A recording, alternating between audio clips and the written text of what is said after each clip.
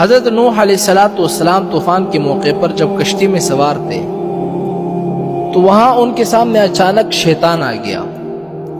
حضرت نوح علیہ السلام نے فرمایا کہ بدبخت، تو یہاں پر بھی پہنچ گیا ہے، اب میں تمہیں نہیں چھوڑوں گا جب تک میں تیرا یہ راز معلوم نہیں کر لوں کہ تو لوگوں کو آخر گمراہ کیسے کرتا ہے اور کس وجہ سے کرتا ہے، کس راستے سے کرتا ہے، تب تک میں تمہیں نہیں چھوڑوں گا۔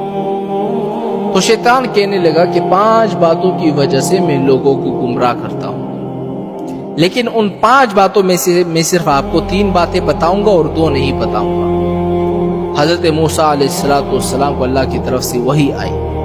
کیا وحی آئی؟ وحی یہ آئی کہ اس مردود سے کہو کہ ہمیں 3 کی ضرورت نہیں ہے، ہمیں وہی 2 باتیں بتا دو جس کی وجہ سے تو لوگوں کو گمراہ کرتا ہے۔ حضرت نوح علیہ السلام نے کہا کہ مجھے ان 3 باتوں کی ضرورت نہیں ہے، مجھے وہ 2 باتیں بتا دو جس کی وجہ سے تو لوگوں کو گمراہ کرتا ہے۔ اب شیطان مجبور ہو گیا اور کہنے لگا کہ وہ 2 باتیں جس کی وجہ سے میں لوگوں کو گمراہ کرتا ہوں میں آپ کو نہیں بتانا چاہتا تھا، لیکن جب آپ نے پوچھا ہے اب سن لیجئے۔ ایک ہے حسد اور ایک ہے حرص۔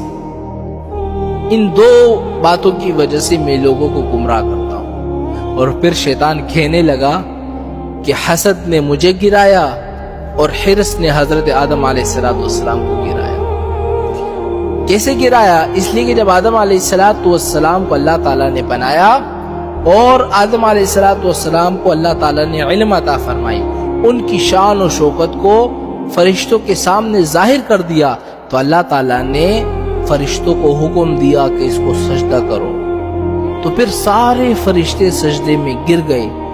ابلیس کو تکبر نے روکا، تکبر کے بعد شیطان کے اندر حسد پیدا ہوا۔ حسد اس لیے پیدا ہوا کہ ان کی وجہ سے میں اللہ کی نگاہ میں گر گیا، اب کسی نہ کسی طرح میں آدم علیہ السلام کو بھی گراؤں گا۔ یہ ہے حسد۔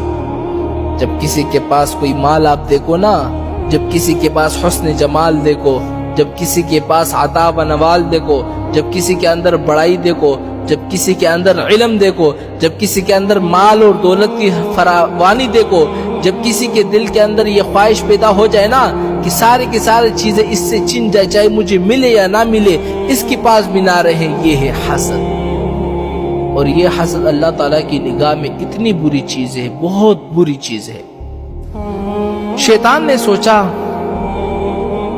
کہ اللہ نے ان کو اتنا اونچا بنا دیا ہے کہ سارے فرشتے ان کو سجدہ کر رہے ہیں، اللہ تعالیٰ نے مجھے گرا دیا سب کے نظروں میں، تو میں آدم علیہ السلام کو بھی گراؤں گا۔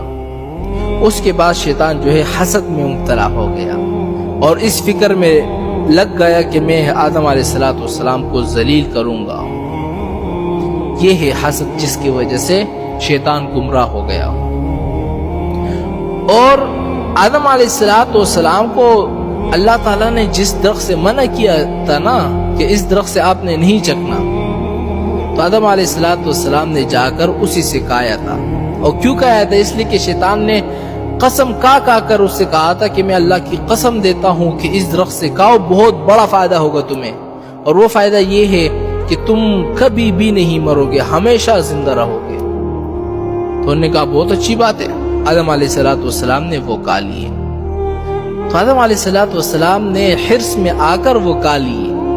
اس لیے شیطان نے کہا نا کہ حسد نے مجھے مارا اور حرص نے حضرت آدم علیہ السلام کو گرایا۔